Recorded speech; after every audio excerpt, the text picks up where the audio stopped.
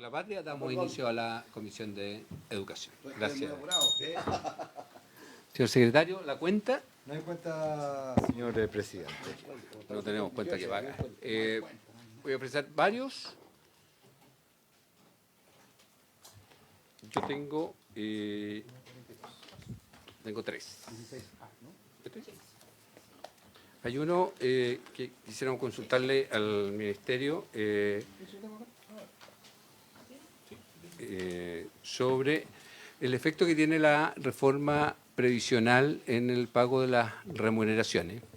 Salió hace algunos días una carta de don Ignacio Silva, donde plantea esta situación por el pago de la subvención, que no vendría con el reajuste que correspondería al empleador en ese pago, y que lo que le habrían manifestado desde el Ministerio es que eso tenían que verlo inicialmente cada sostenedor, ¿ah? O sea, y cuando sabemos que la estructura finalmente financiera de los sostenedores, un alto porcentaje de lo que se recibe es remuneraciones. Entonces, este tiene un efecto bastante importante en el sistema financiero de los sostenedores. Entonces, no sé si esto va a estar considerado para este año o viene también considerado en el presupuesto. Senador Kass. Gracias, presidente. Efectivamente, eso fue parte de los temas que me tocó ver como presidente de la Comisión de Hacienda en su minuto con el ministro Marcel.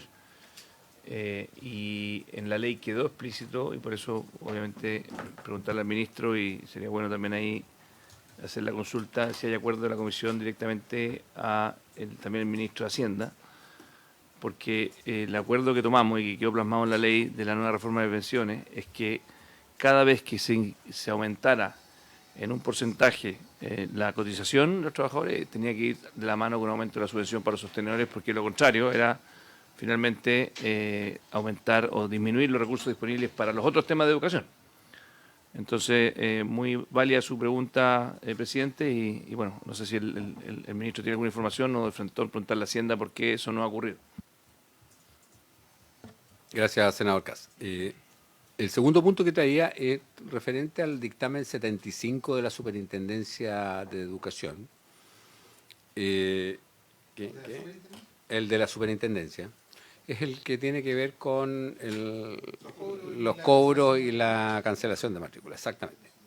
Y lo otro que quería pedir acuerdo para que pudiésemos terminar la discusión del SAE para sesionar el 16 de septiembre, o sea, el próximo martes, de 11:30 a 13 horas.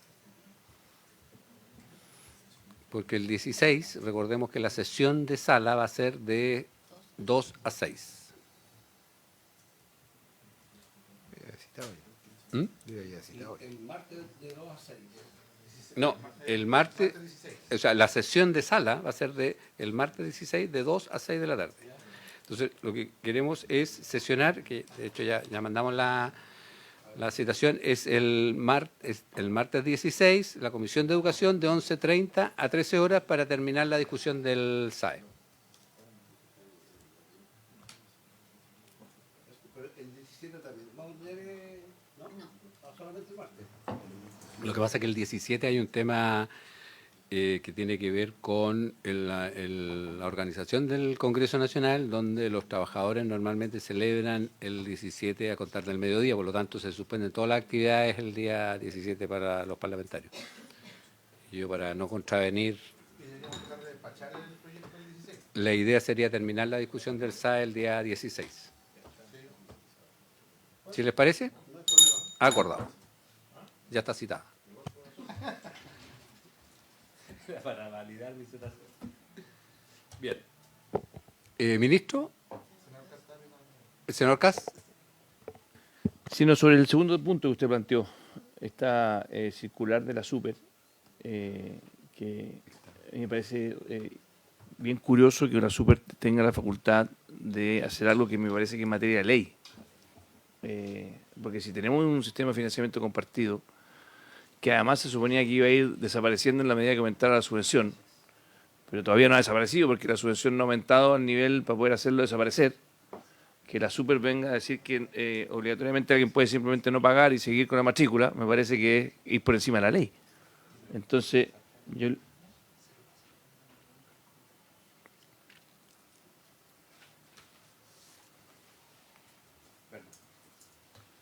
Es que le quería hacer una solicitud, presidente, por eso lo esperé.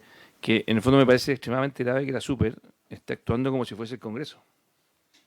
Extremadamente grave. Entonces, yo quiero que deberíamos citar, o por lo menos oficiar a la super, por este dictamen que hace, y eventualmente, y entiendo que está judicializado, pero en el fondo yo creo que tenemos que también realmente oficiar a la Contraloría. Porque si hay una ley vigente, que es la de financiamiento compartido, donde adicionalmente, como le digo, todavía no ha aumentado la subvención, porque en su minuto nos pusimos de acuerdo de que en la medida que aumentara la subvención se iba a ir reduciendo esto, o de frente no eliminamos el financiamiento compartido por ley, y por lo tanto, efectivamente, el tema del financiamiento no puede incidir en la renovación de la matrícula, pero no puede ser que la super se crea que el Congreso. ¿Ah? O sea, es que realmente me parece grave. ¿Ah? Entonces yo le quiero pedir, si hay acuerdo en la comisión, que pudiéramos oficiar a la super y a la Contraloría sobre esta materia. Me parece extremadamente grave. Y no pido que citemos a la super porque tenemos una agenda tan intensa que no quiero interferir en la agenda legislativa tan importante que lidera el ministro de Educación. Bien, si les parece que oficiemos entonces a la superintendencia y a la Contraloría respecto al tema. Acordado. Ministro. Gracias. Sí, bueno, efectivamente voy a partir por este último punto. A ver, son varias cosas. Lo primero es que la superintendencia tiene capacidad interpretativa de la aplicación de la norma, particularmente la que tiene relación con la aplicación de la ley de subvenciones, ¿no? Y eso es parte del diseño institucional del SAC desde hace 12 años, que es cuando nace el sistema de aseguramiento de la calidad. En virtud de esa facultad interpretativa es que la superintendencia genera dictámenes, efectivamente, regularmente, en distintas materias sobre la aplicación normativa. Lo segundo es que efectivamente sobre esta materia no se innova respecto a lo que señala la ley, porque la ley lo que establece efectivamente es que lo que dice el senador Cas por su intermedio presidente, es decir, que a medida que va disminuyendo, o aumentando más bien la subvención, disminuye en la misma proporción el copago, hasta que eventualmente en una trayectoria de tiempo indeterminada se van a encontrar ambas cosas, porque la subvención, como ustedes saben, y esto está asociado al primer punto también, crece según el guarismo con el que se discute el sector público, es decir, aumenta el valor de la subvención en la misma proporción que aumenta el reajuste del sector público. En consecuencia, y ahí hay un tema que estamos analizando, yo el primer punto lo voy a dejar pendiente para la siguiente sesión, porque tiene otras cosas ese asunto, pero los sostenedores particulares, por ejemplo, reciben el incremento del sector público sin utilizar el incremento del sector público en remuneraciones. Es decir, cuando aumenta el valor de la unidad de subvención escolar, aumenta para todos igual, a pesar de que solo la paga el sector público y no el sector particular. Pero dejemos ese punto para la siguiente sesión, porque hay una conversación abierta entre el Ministerio de Hacienda, Educación y Trabajo al respecto, y preferiría llegar con esa conversación más madura.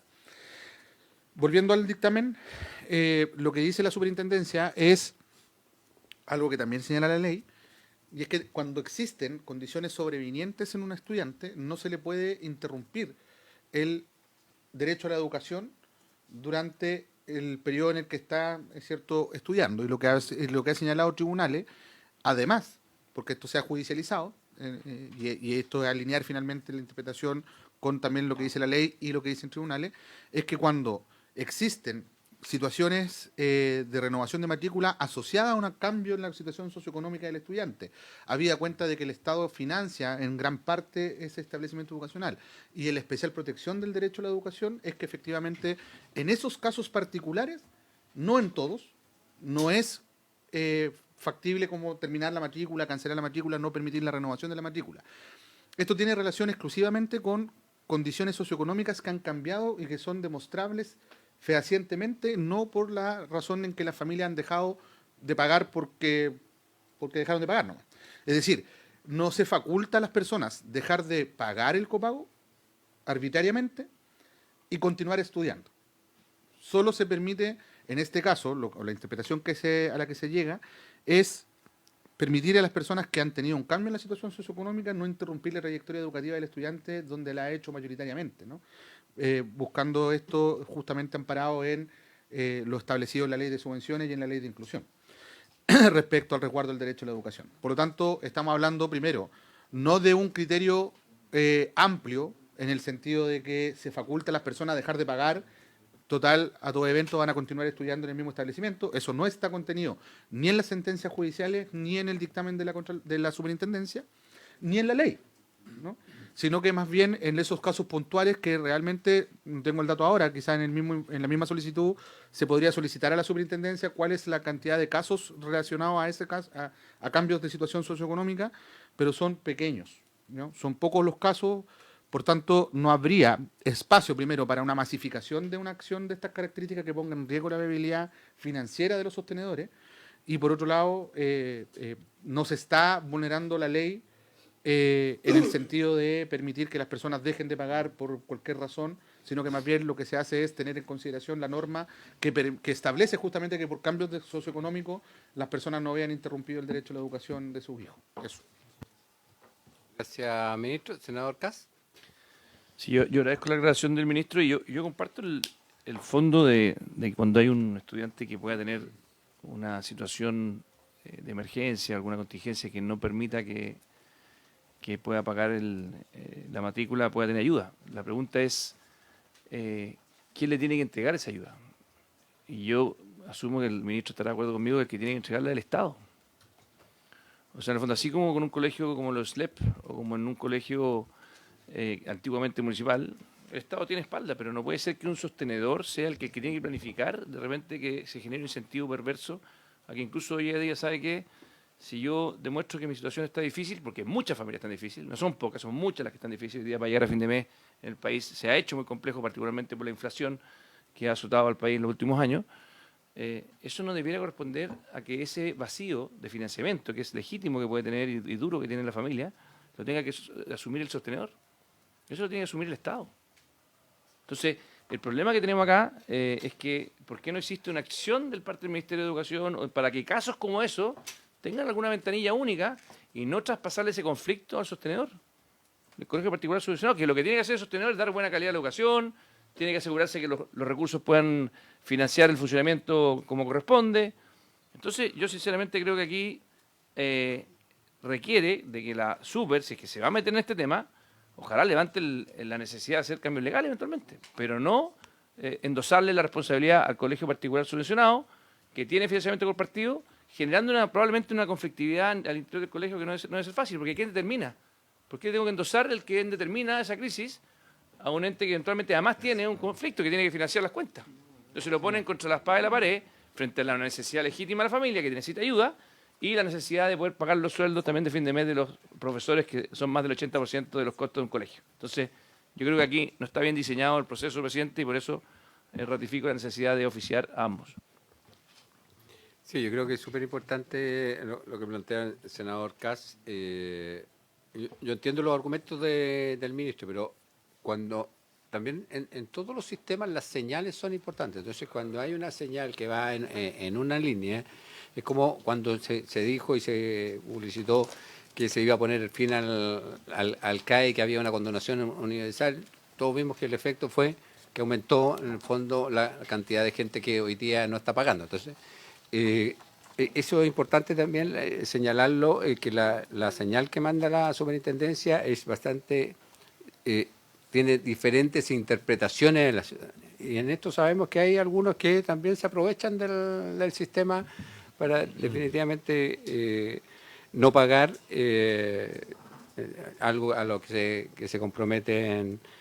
Y tenemos entendido que los sostenedores, de todas maneras, cuando hay situaciones sobrevinientes, lo primero que hace uno como apoderado es acercarse al colegio y buscar una vía de solución. Entonces, por eso llama la atención los términos del dictamen. Ministro, y ahí cerramos Sí. para poder avanzar. A ver, yo estoy de acuerdo en que es importante resguardar lo que señala la ley, lo que se quiso legislar en su minuto y lo que se legisló y lo que tenemos como ley vigente. Si al final del día todos están obligados a cumplir la ley, incluyendo la propia superintendencia y también los sostenedores. Entonces, lo primero es que efectivamente acá primero es importante señalar que no se ha innovado en lo que señala la norma vigente y más aún, lo que se ha buscado por parte de la superintendencia, alinear el dictamen para poder allanar también procedimentalmente a los sostenedores el cómo actuar frente a sucesivos fallos de los tribunales en contra de los sostenedores. Acá recordemos que el origen de esta discusión no tiene que ver con la superintendencia ni con el Ministerio de Educación, sino que tiene que ver con casos que han llegado a tribunales a última instancia y en el que los tribunales han fallado a favor de las familias en contra de los sostenedores, provocando problemas luego de implementación de aquello, ¿no? Y con consultas que han derivado luego a la superintendencia, en la que la superintendencia ha tenido que emitir pronunciamiento, etcétera, por lo cual se construyó este dictamen que unifica finalmente criterio con los tribunales respecto a lo que la ley ya señala. Y entonces es muy importante, acá no ha habido ni un cambio normativo, ni tampoco un cambio de criterio de algo que viene ocurriendo hace rato. Lo digo a propósito del último comentario, presidente, porque creo que en ese sentido se diferencia del ejemplo que usted señaló. Pero respecto a lo que dijo el senador Kass, y uno podrá discutirlo más en detalle, no es para abrir la polémica, y yo entiendo que estamos citados para otro fin. El Estado sí responde frente a este cambio sobreviniente. De hecho, recordemos que los estudiantes que tienen copago hoy, porque estamos hablando de ese segmento, no entran en la cobertura del convenio de igualdad de oportunidad y por lo tanto no son sujetos de ley CEP. Y cuando hay cambio, efectivamente ese sostenedor, de hecho creo que legislamos al respecto hace poquito, esos estudiantes sí van a tener cobertura de ley CEP, por lo tanto hay un reemplazo de recursos que sí efectivamente ocurre.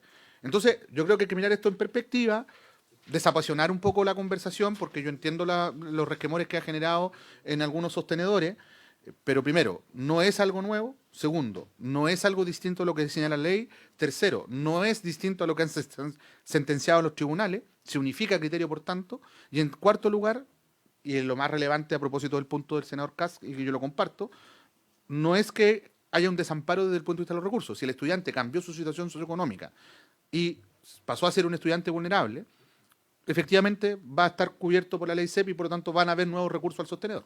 Eso, presidente, y yo creo que quizás sí valdría la pena, porque creo que es un debate bien complejo que es difícil hacer por oficio, quizás sí vale la pena en algún minuto, no sé si ahora, pero en algún minuto tener esta reflexión especial con la superintendencia, a lo mejor alguna sesión de 1 hora en Santiago el día lunes podría permitirnos hacer esa conversación porque es bien relevante, no es nada trivial.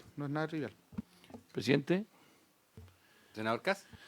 No, yo estoy de acuerdo con lo que plantea el ministro. Si ahí acaba el ministro de cerrar de alguna manera lo que para mí sería un buen diseño de política pública, que es decir, un estudiante que cambia su condición socioeconómica, que acceda a la ISEP, y por lo tanto no le traspasas el problema de no poder pagar ese copago, que además cada vez es menor, decimos el tiempo, porque vamos convergiendo a que eso desaparezca. Entonces tal vez lo que hay que hacer es o legislar o ver alguna forma de que ese traspaso hacia un estudiante que pueda ser susceptible a la ley CEP sea más expedito. Y en el fondo no tengamos este intertanto donde se genere y esa podría ser una buena discusión, presidente, para tener una sesión adicional en algún minuto para ver este tema. En la medida de los tiempos, feliz de que podamos tener sesiones adicionales. Bien. Señor secretario. Presidente, corresponde continuar la discusión entonces en particular del proyecto de ley que tiene por objeto o se refiere a la convivencia, buen trato y bienestar de las comunidades educativas con el objeto de prevenir y erradicar el acoso escolar, la discriminación y todo tipo de violencia en los establecimientos educacionales. Después de la última sesión, que fue el miércoles anterior, la comisión despachó hasta la indicación número 15B, que estaba en la página 40 y 41. En consecuencia, corresponde continuar con la discusión de la indicación 16A y 16B, de las indicaciones 16A y 16B en la página 42 del texto comparado, que son formuladas por el presidente de la República y por el senador Sangüesa, que tienen por objeto suprimir el inciso 10º del artículo 16B, artículo que define y regula lo que es el acoso escolar y otras conductas de violencia escolar que no constituyen acoso escolar. Este inciso 10 lo que dispone es que los protocolos de prevención contenidos en los reglamentos señalados en el título precedente, que traten sobre acoso, violencia y discriminación, deberán aplicarse de forma conjunta y complementaria. Como señalado hace un momento, las indicaciones que suscriben el presidente de la República, señor Sangüesa, buscan suprimir este inciso. ¿Ministro? Sí, lo estuvimos revisando, presidente, y en la redacción, nosotros creemos que la redacción original ordena de mejor manera lo que se quiere expresar a propósito de las referencias, las remisiones, que de hecho, no sé si se acuerda, pero tuvimos esta discusión también en sesiones anteriores, y lo que nosotros propondríamos es que quizás podamos rechazar las dos indicaciones, tanto la del Ejecutivo como la suya, y aprobar la del senador Walker que viene a continuación, que es la 16D. Esa es, ¿no? Sí, página 43. Claro, que está a continuación. Están las tres pegadas. Sí, Entonces, y efectivamente con eso poder dejar mejor ordenado la redacción del artículo, porque lo que establece la redacción de base, la de la segunda columna, no es distinto a lo que estamos planteando. Exacto.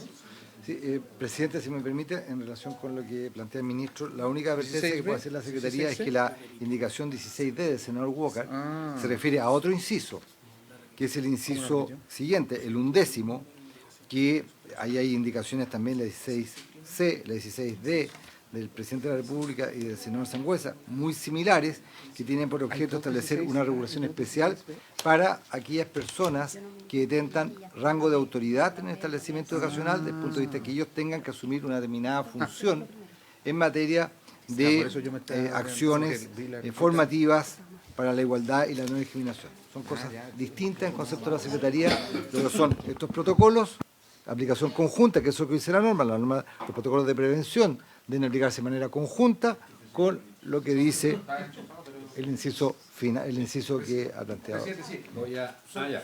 Solo precisando, me adelanté un poco porque hay dos 16A y dos 16B, así que las que yo hice referencia son las siguientes. ¿Ya? Entonces, pero es solo eso. Así que me retrotraigo en lo que dije. Estamos de acuerdo en la supresión porque eso está Sí, regulado en otra sí, parte. sí. ¿Ah? Sí, Estamos de acuerdo por en eso es eso. que lo suprimimos, porque está en otra parte. ¿Ya? Senador. Nosotros como una propuesta de metodología a la Secretaría y usted también, que tal vez cuando vayamos votando una indicación sería bueno que el autor de la indicación alguien dé una pequeña explicación más allá de la lectura que podemos hacer, pero creo que es bueno hacer un poquito de pedagogía del contexto, más allá que de a poco nos vamos a ir todos subiendo a cada una de ellas, pero es importante hacerlo. Sí, por eso le pregunté al ministro primero, pero el ministro se fue se adelantó. ¿Ah? El objetivo de la supresión que hay, o sea, nosotros estamos de acuerdo con ese texto, pero está en otra parte del articulado y es por eso que lo suprimimos en esta parte. Entonces, si les parece, Senador Castro, senador Castro, para suprimir. para aprobar la indicación. Vamos a suprimir la... En el inciso 10 Vamos a aprobar la indicación del senador Sangüesa. y del Ejecutivo. En definitiva, el senador Cas,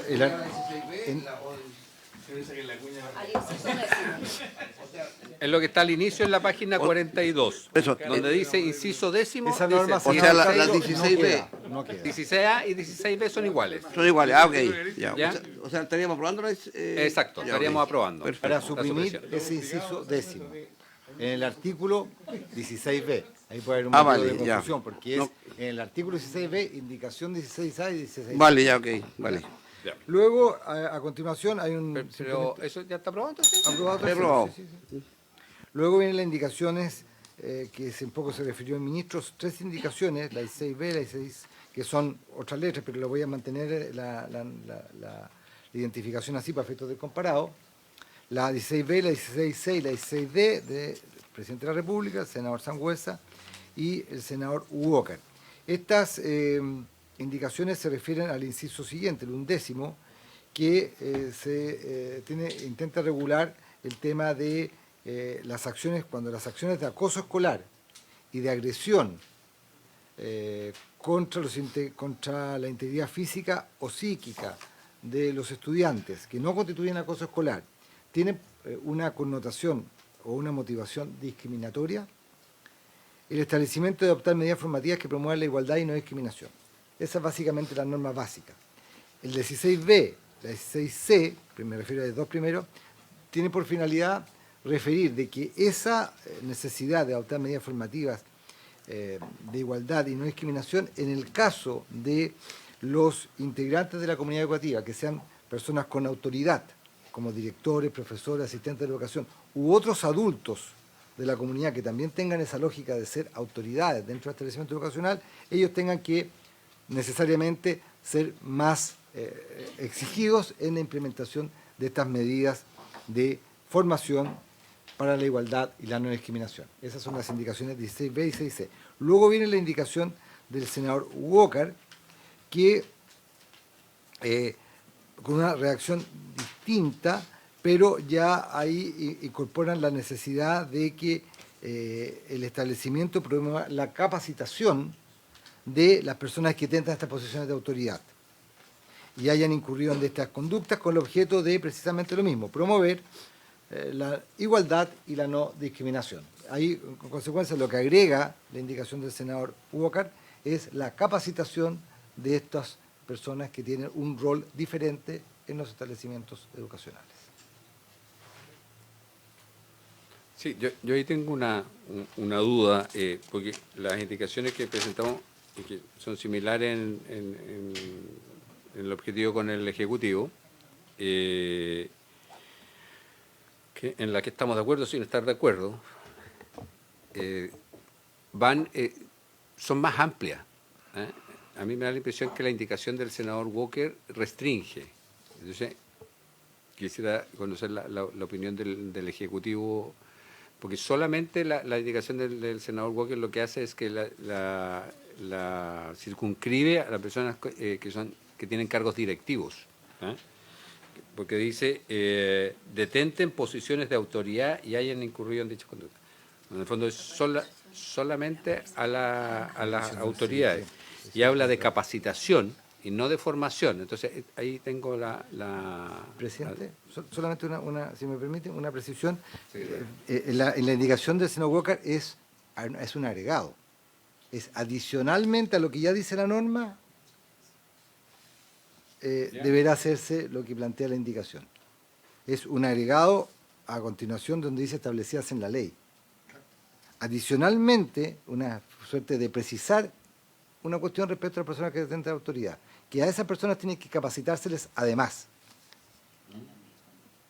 ¿Me entiende? Yeah. Todos los integrantes tienen que adoptar medidas formativas para la igualdad y la no discriminación. En el caso de las personas que detentan autoridad, indicación del senador Walker, deben ser capacitados en esa materia. El resto de las personas no deben ser capacitados porque eso no lo dice la norma. Es adicionalmente a lo que ya regula el inciso 11. ¿Ministro? Sí, efectivamente, porque el supuesto que hay detrás, y por eso a nosotros nos gusta como Ejecutivo y preferiríamos que se rechacen las nuestras y se apruebe la del senador Walker que complementa el texto original, es que primero el texto original mantiene las acciones formativas al conjunto de la comunidad. Eso es cuando hay alguna situación de estas características, entrar en procesos formativos a los estudiantes, a docentes, en fin.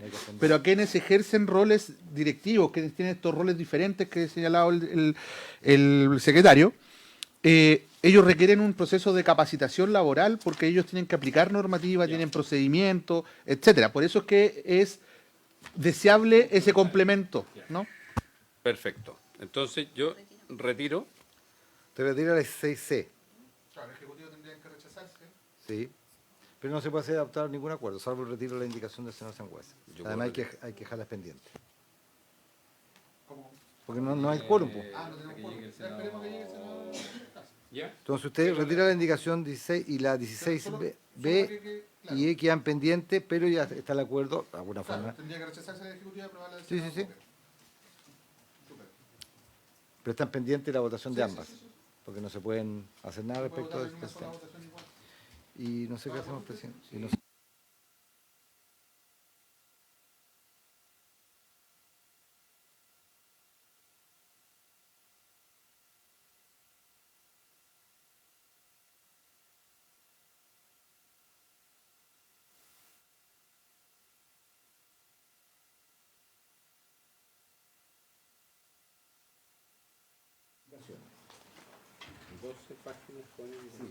Que es referidas al artículo 16C que regulan la política nacional y convivencia educativa y el plan de acción nacional de convivencia educativa.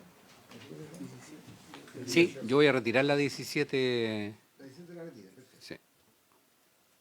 Como les decía, está la indicación 18 de su excelencia presidente de la República, que establece un cambio, un reemplazo del artículo 16C, insisto, referido a la política nacional de convivencia educativa y al plan de acción nacional de convivencia educativa, estableciendo algunos cambios en la redacción actualmente establecido y con algunas precisiones que en su momento, si la Comisión se estima, las precisaré.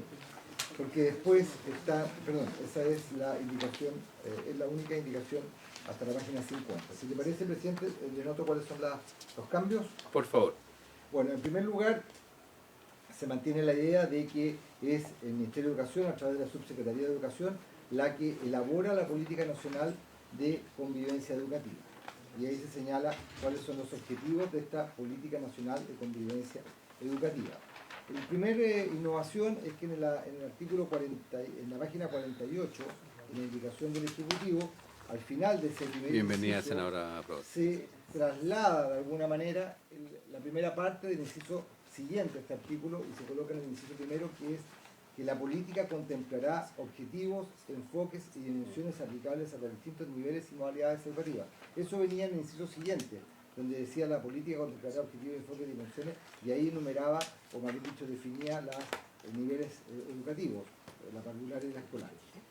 Luego la indicación en un inciso distinto hace la diferenciación entre la elaboración de la política y luego la elaboración del plan. Ahí hace la precisión de que para la implementación de la política, a diferencia de que el inciso aprobado original decía su implementación se realizará a través del plan, acá dice para la implementación de la política el Ministerio elaborará dispondrá este plan de acción, el plan de acción nacional, elimina en esa parte la expresión convivencia educativa, no lo vuelve a repetir. Se entiende que si estamos hablando de la política de convivencia educativa es el Plan Nacional de Acción para ello.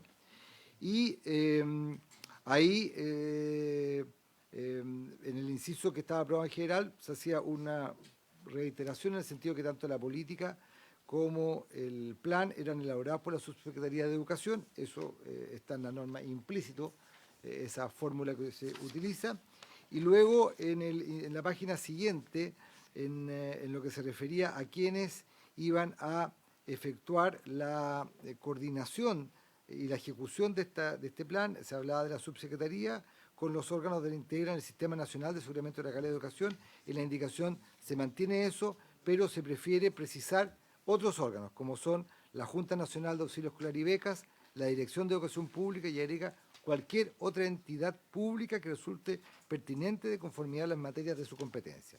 Y finalmente, presidente, el otro cambio que tiene esta norma es que también se habilita en la parte final, página 49, columna la tercera de izquierda a derecha, que se puede abrir un periodo de consulta pública con el fin de recibir opiniones, sugerencias y comentarios de la sociedad final. Y finalmente, el último cambio que contempla esta norma es el inciso final, que establece que un reglamento dictado por el Ministerio de Educación desarrollará las materias establecidas en el presente artículo, cuestión que tampoco estaba en la norma aprobada en general. Esos son fundamentalmente los cambios, presidente. Gracias, secretario. Ahora podemos votar las anteriores, donde había un acuerdo con sí, claro. el Ejecutivo, que es rechazar la del presidente de la República.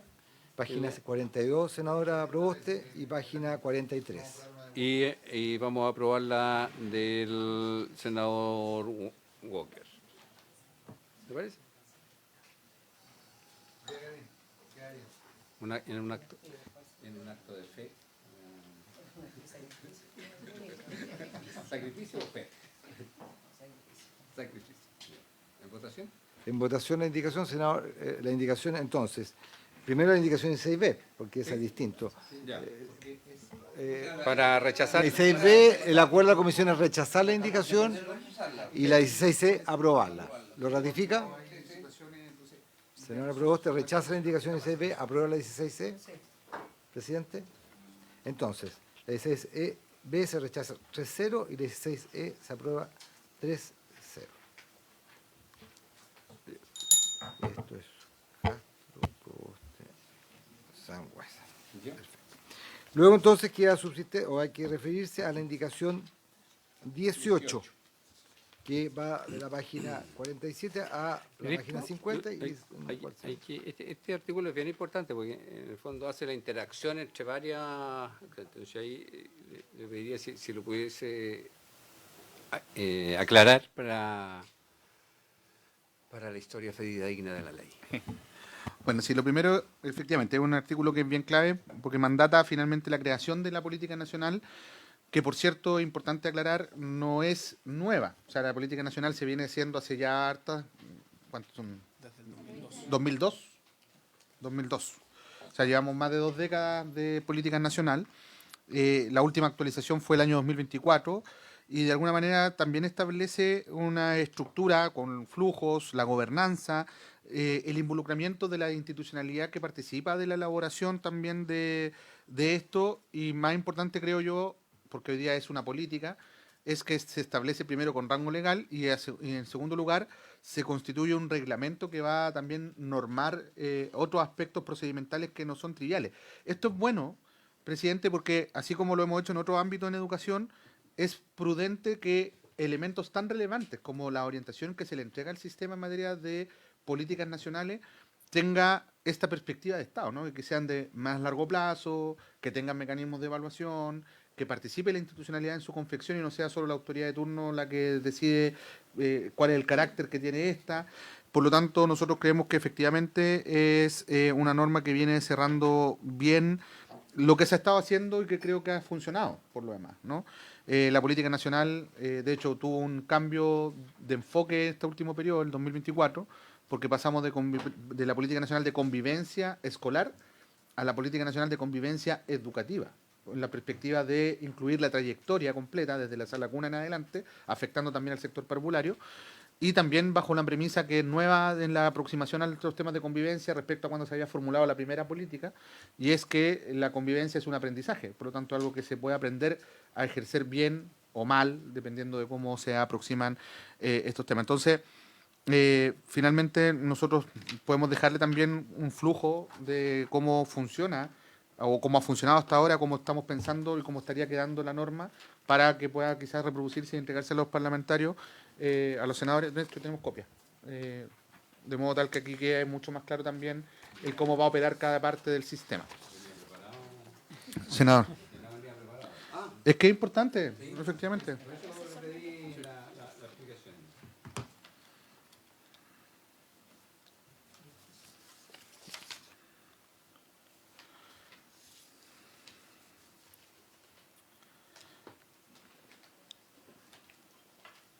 Entonces, como ustedes pueden mirar, acá la política nacional le corresponde al Ministerio de Educación a través de la subsecretaría, donde se definen lineamientos y orientaciones para fomentar las acciones de convivencia, que se implementa a través de un plan. Entonces está la política que define las orientaciones y está el plan que es la operacionalización de la política, ¿no?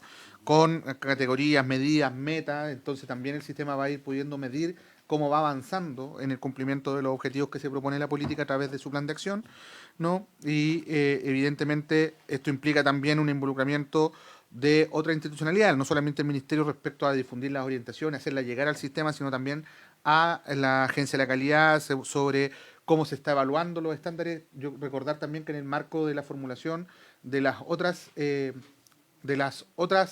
categorías de calidad, también se están actualizando estas con el Consejo Nacional de Educación en este minuto.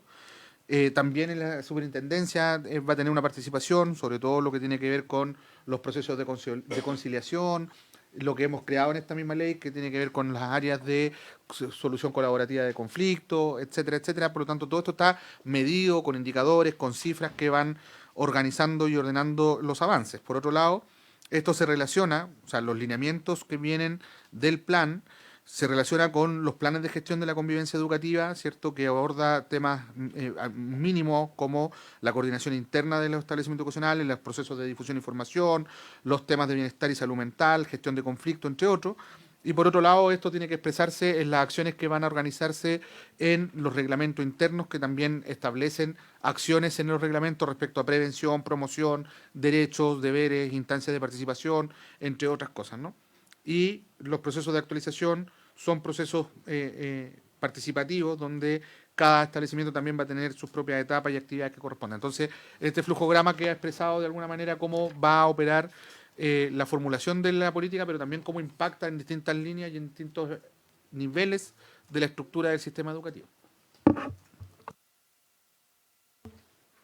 Gracias, ministro. Aquí hay una parte donde tiene incidencia la superintendencia, porque cuando existe la denuncia,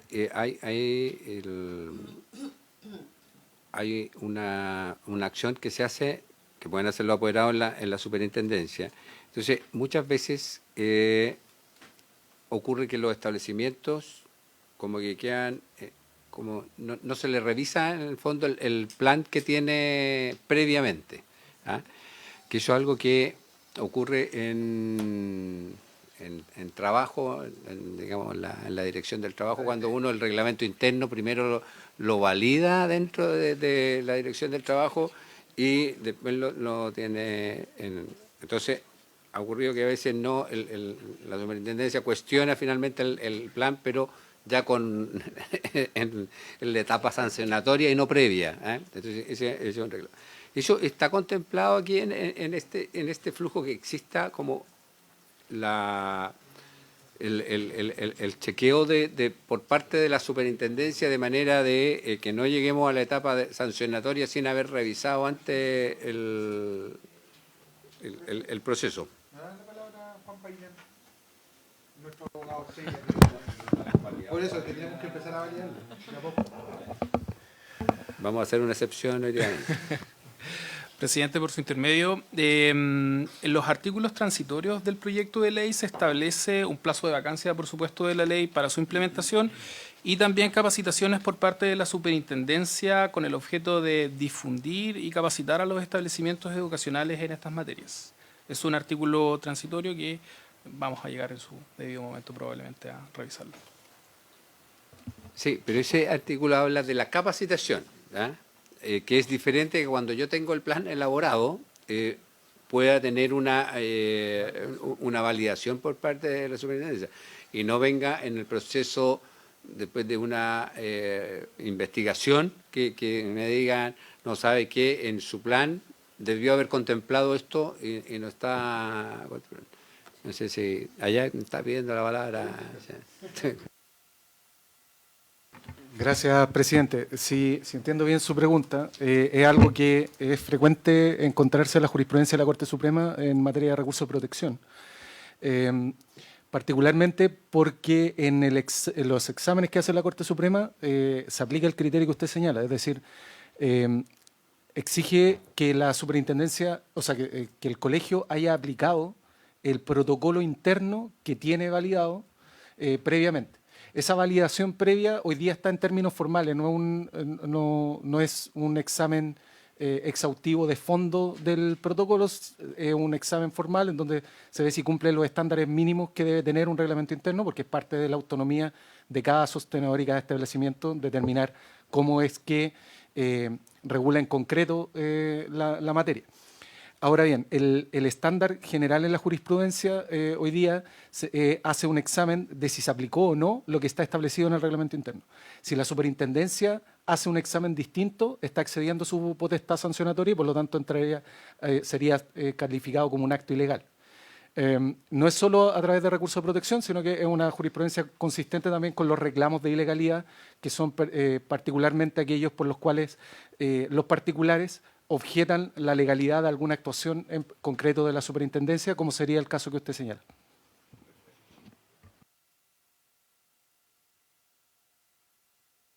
Eso va a quedar igual.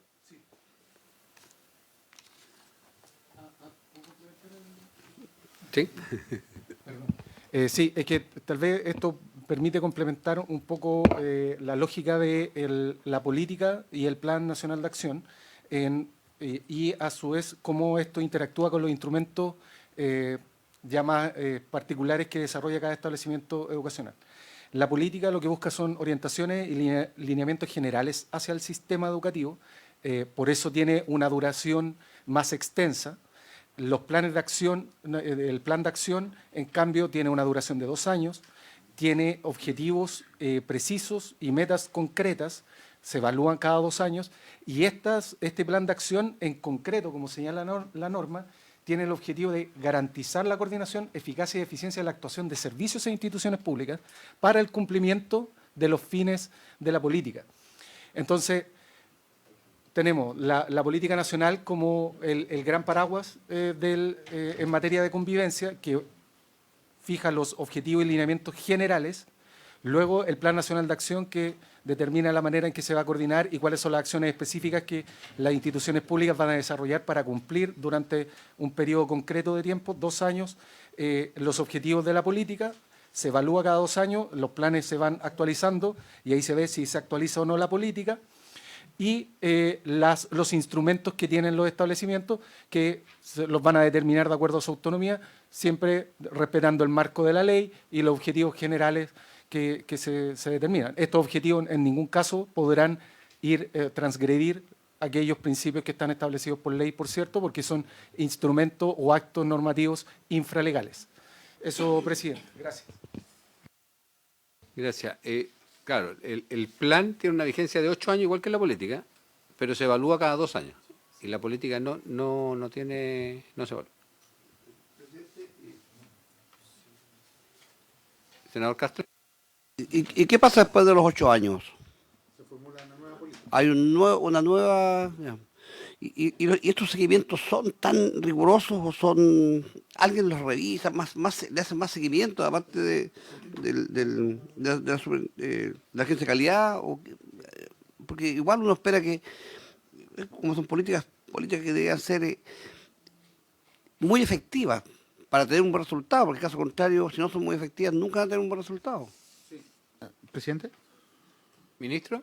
Sí, efectivamente, justamente en la redacción que estamos construyendo ahora, primero se establecen responsables respecto a la política que antes no estaban caracterizados. Entonces, lo primero es que hay institucionalidades que son responsables de elaborar, monitorear, de implementar, de conducir finalmente la política. Por otro lado, nace el plan de acción como instrumento, digamos, que operacionaliza la implementación de la política, que tiene indicadores, metas, y por lo tanto es objetivable el cómo se está avanzando efectivamente en la implementación de la política y sus efectos. Por eso lo que se evalúa no es la orientación estratégica a 8 años, sino que lo que se evalúa y se corrige es la implementación práctica o táctica, por decirlo de alguna forma, que ocurre cada 2 años. Es decir, con el tiempo suficiente para que tenga efectos, pero al mismo tiempo no tanto para que podamos enrumbar cuando las cosas no se están haciendo bien, que siempre es posible, digamos. O sea, ¿es tangible la...? Por supuesto. Eso es lo que buscamos, en definitiva. Y sobre lo otro, presidente, yo creo que es importante no perder de vista que el enfoque de la ley respecto a la acción de la superintendencia como órgano fiscalizador es transitar de la lógica punitiva o sancionatoria a una lógica de resolución colaborativa de conflictos. Por lo tanto, las aproximaciones iniciales que tendría la superintendencia antes de llegar a sancionar a un sostenedor, por ejemplo, en caso de que detecte problemas con los instrumentos, ¿no? Es justamente la construcción de acuerdos que permitan corregir procesos, conductas, reparaciones, ¿cierto?, que es lo que discutimos la vez anterior, para evitar la sanción. O sea, deberíamos bajar harto los niveles de sanciones a sostenedores con la orientación que estamos construyendo acá. De hecho, el mayor gasto fiscal que este proyecto tiene en materia de personal es en gestión colaborativa de conflictos, no en supervisores. Bien. ¿Lo vamos a dejar pendiente? Sí. ¿Qué me falta alguno? Sí. Pero eso no quiere decir que no vamos a avanzar, señor secretario. No, claro, si nos queda la Avanzar sin transar. no sé si tanto, presidente. Tenemos que avanzar sin transar. ¿Usted dice eso? Vamos que se puede. ¿Ahí? Me falta elevar el puño.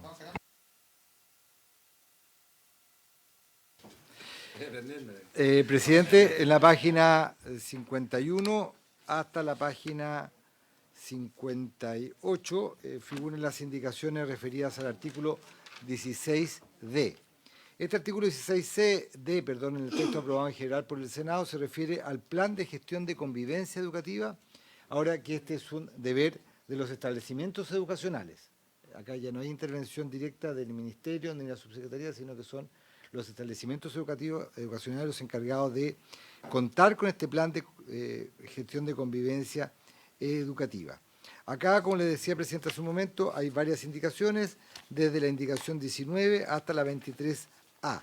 La indicación 19 es de su autoría, señor Sangüesa, y usted propone reemplazar en su totalidad el artículo 16D. Y luego hay indicaciones parciales a diferentes partes de la disposición.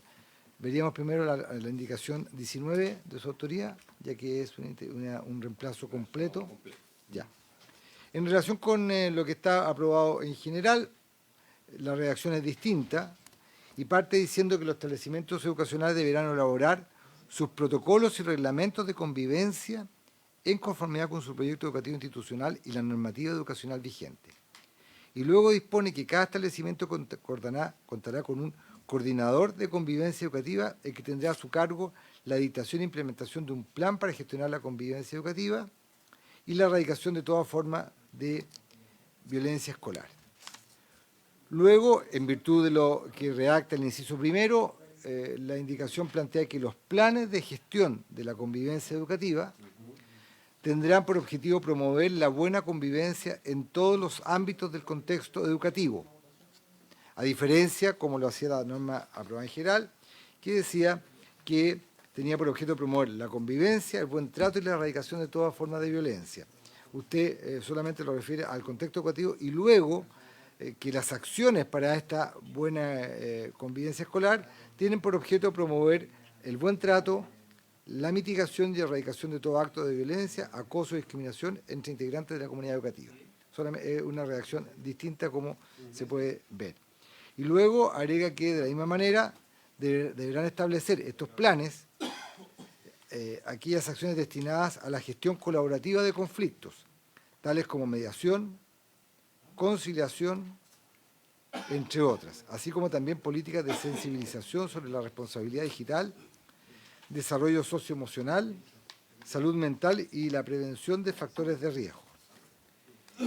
En la norma aprobada en general luego decía cuáles eran los contenidos específicos que debía contener, valga la redundancia, este plan de gestión de convivencia. La indicación del senador Sangüesa no hace esta enumeración, sino que hace una redacción distinta, disponiendo que los mecanismos para la gestión colaborativa de conflictos deberán aplicarse resguardando los derechos de los integrantes que se sometan a su aplicación, quienes en todo momento podrán decir si continúan siendo parte del proceso. En todo caso, no podrán aplicarse dichos mecanismos cuando el conflicto trate sobre hechos constitutivos de delito o vulneración de derechos fundamentales. Es decir, acá hay una regulación expresa para los mecanismos para la gestión y colaboración de conflictos. Luego dispone que el Ministerio de Educación capacitará a los establecimientos educacionales que lo soliciten con el objeto de facilitar la adecuada implementación de dichos mecanismos. Asimismo, podrá ofrecer la capacitación si en el marco de sus facultades lo determina como una alternativa a la formulación de cargos en el procedimiento sancionatorio regulado en el párrafo 5º del título 3º de la Ley 20.529. Y finalmente, la indicación dispone que también podrá capacitar a los establecimientos para la aplicación con enfoque pedagógico formativo del plan de gestión de la convivencia según lo dispuesto en el artículo 16D. Para estos efectos, el Ministerio de Educación podrá requerir la asesoría técnica del Centro de Perfeccionamiento, Experimentación e Investigaciones Pedagógicas con el fin de resguardar la calidad metodológica de las acciones. Ahí, en concepto de la Secretaría, los dos últimos incisos pueden tener problemas de admisibilidad, ya que regulan funciones que debe desarrollar el Ministerio de Educación en esta materia. E incluso incorpora a otro órgano público, como es el Centro de Perfeccionamiento, Experimentación e Investigaciones Pedagógicas. En lo demás, no presenta problemas de indicación en concepto de la Secretaría. Bien. Eso, presidente. Si volvemos para que votemos el anterior y no nos quedemos Perfecto. la indicación del presidente de la República, ¿Hago una pequeña referencia para el senador la Kass? 18. Para el ¿Ah? senador, ¿hago ¿Sí? una pequeña referencia? Un Senador, pequeño sí, resumen del senador sí, Castro. senador Kass, solamente. Ah, Ya. Entonces, ¿usted está a favor de la indicación 18? Senador Castro también. Presidente, A favor. se aprueba entonces aprobado. 3-0 esta indicación 18.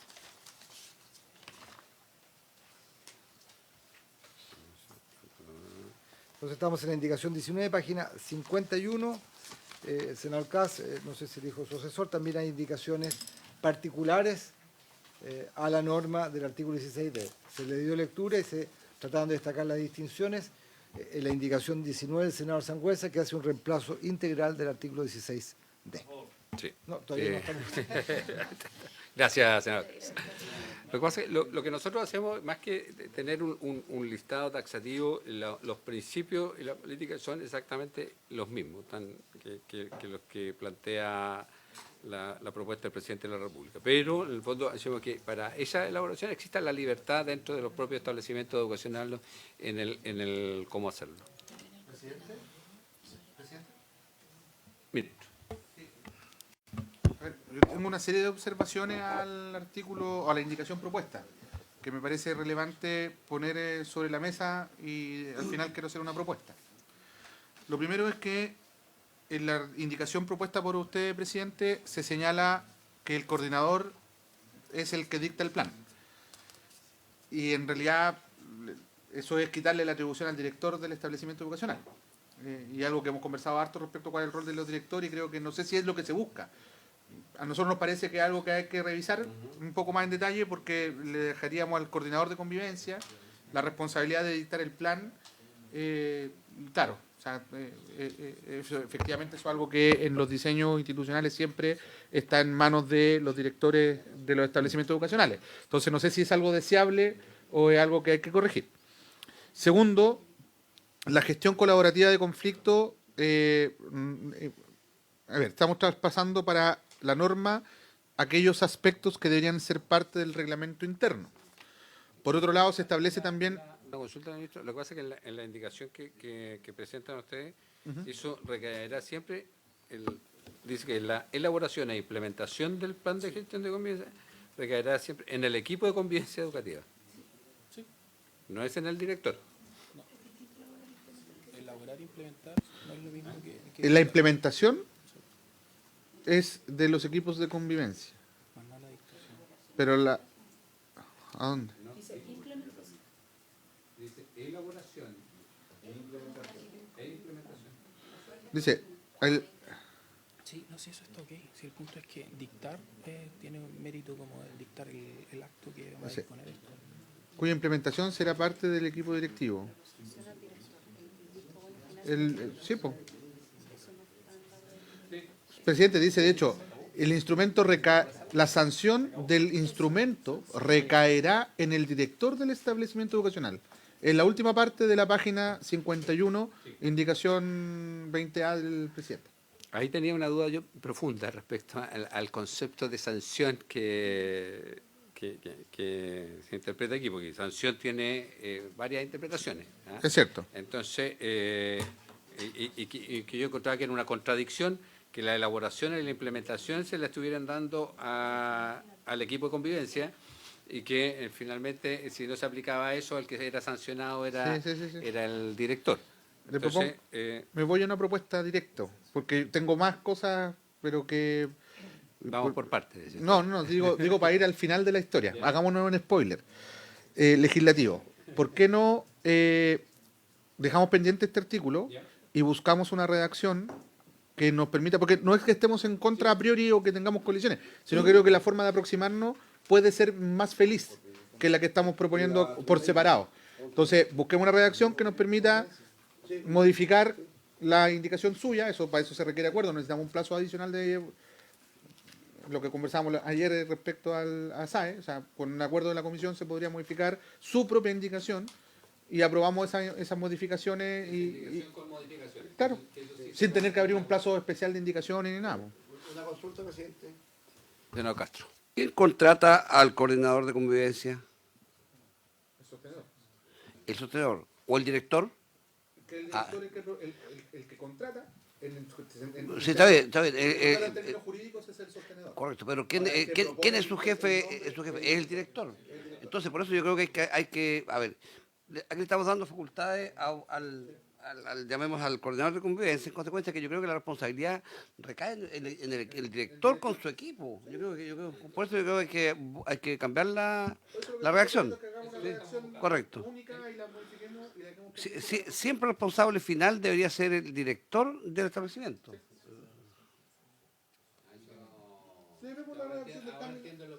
Ahora entiendo el objetivo del concepto de sanción, como lo estaban interpretando hoy. Pero concuerdo con usted, busquemos una reacción, digamos, que sea de consenso y eso nos va a permitir avanzar en la próxima sesión.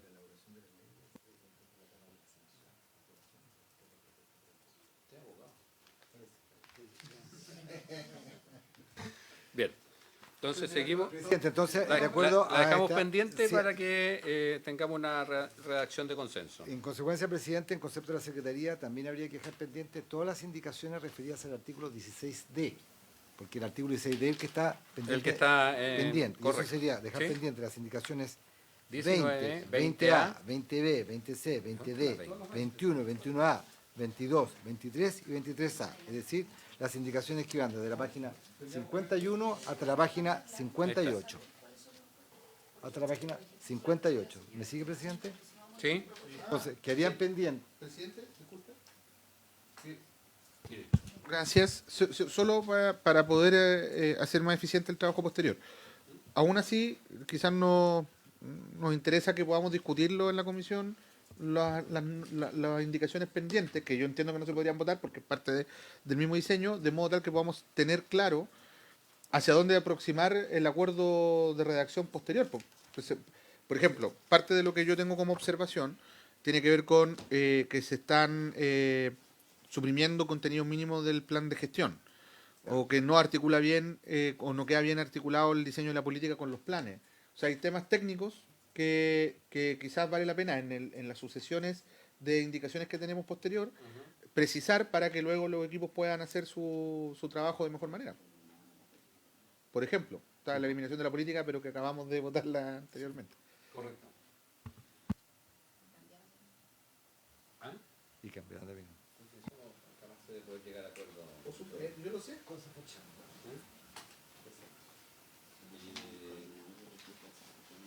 Yo creo que podríamos dejar hasta aquí.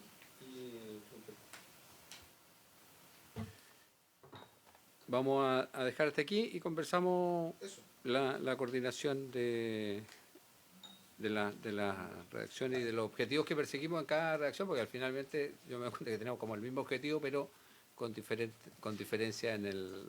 Sí, presidente, si me permite, solamente para efectos de orden, desde el punto de vista de la discusión, las indicaciones que quedarían pendientes serían todas las que yo enumeré hace un momento, para que usted en la conversación que hagan entre los equipos vean cuáles son los contenidos de esas indicaciones pendientes en base a la suya, que se mantienen o no se mantienen. Parece que la sesión va a llegar hasta aquí, por lo tanto queda todo pendiente. Lo que Especialmente estas. sí. Ya. Bien, habiéndose cumplido el objeto, se levanta.